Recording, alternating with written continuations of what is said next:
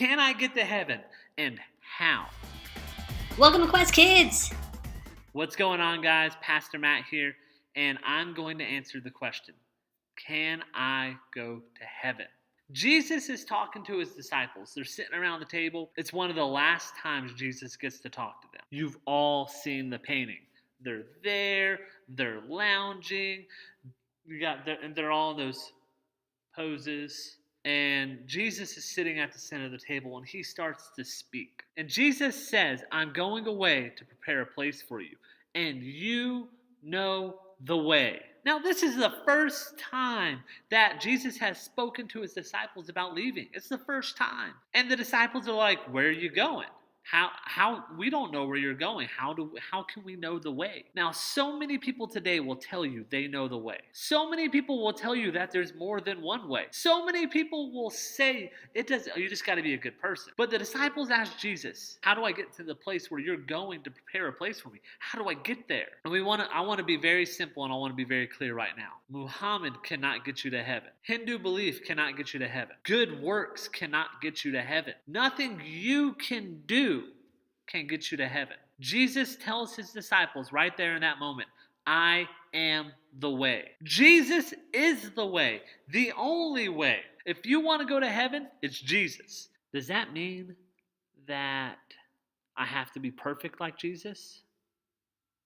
It means you need to try. But no, you can't be perfect like Jesus. Jesus is perfect, and you're not. It's just going to be that way. Christianity is not about getting to heaven. It's not. It's about a relationship with God. Jesus is more than a bus pass.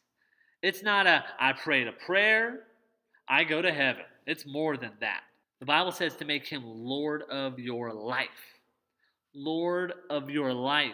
That means make yourself a slave to his will. Whatever Jesus wants you to do, you do it.